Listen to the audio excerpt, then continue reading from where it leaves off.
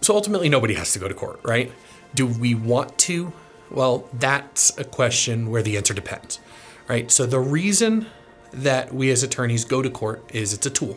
Not every case settles pre-suit because not every insurance company or corporation that we're going against or driver wants to pay, like I said earlier, not just fair value, but meaningful value on a case. And when that happens, when communication breaks down and when negotiations break down, you end up in a situation where you have two choices.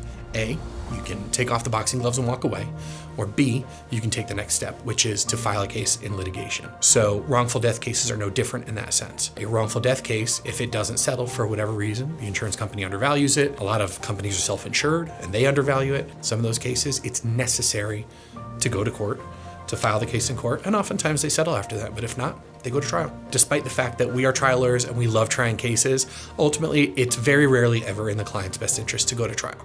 However, what is in the client's best interest is for us to treat every case as if it is going to trial. If we take every case from the day it walks in the door, especially wrongful death cases, especially sensitive cases, and we treat them as if they're going to trial, and we do our homework, and we get all of our facts in a row, and we put together monumental evidence and really just get into the details, and we present those in our pre-suit negotiations and show these defendants and these companies and these insurance companies that they are going to have nowhere to hide if we do take this public, so to speak, right? Take it to litigation, go to court for it, that they're going to have a really bad time. If we can show that up front, most of the time we get those meaningful results for the clients without having to go to court.